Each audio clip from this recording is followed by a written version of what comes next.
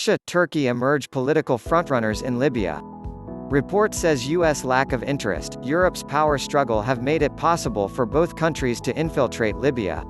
Russia and Turkey have formed an alliance to exploit insolvency of the West in the Libyan crisis to pose as sponsors of a future political solution in the North African country, according to a report by French newspaper Le Monde.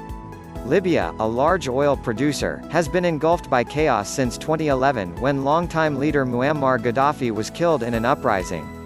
According to Le Monde, a lack of interest by the United States and power struggles in the European Union due to its reported obsession with migration and armed groups has made it possible for Russia and Turkey to step into Libya.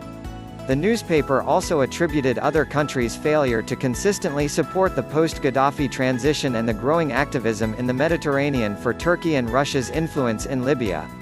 Turkey recently sent military personnel to Libya to support and train forces of the internationally recognized Government of National Accord (GNA), led by Fayez al-Sarraj.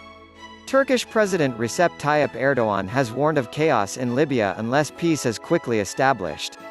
Ankara and Moscow launched a joint call for a ceasefire in Libya from January 12. The leaders of Turkey and Russia recently cemented ties between the two nations with the launch of Turk Stream, an undersea pipeline stretching 930 kilometers (578 miles) from Anapa on the Russian Black Sea coast to Kikoy, west of Istanbul. The pipeline will carry Russian gas for Turkish domestic consumption, while a second leg slated for construction will carry Russian gas to southeast Europe through Bulgaria, Serbia and Hungary. Turk Stream enables Russia to bypass Ukraine to sell gas to Europe while bolstering Turkey as an important energy transport hub. They also deepened military cooperation after Turkey took delivery of a Russian-made S-400 missile defense system last year.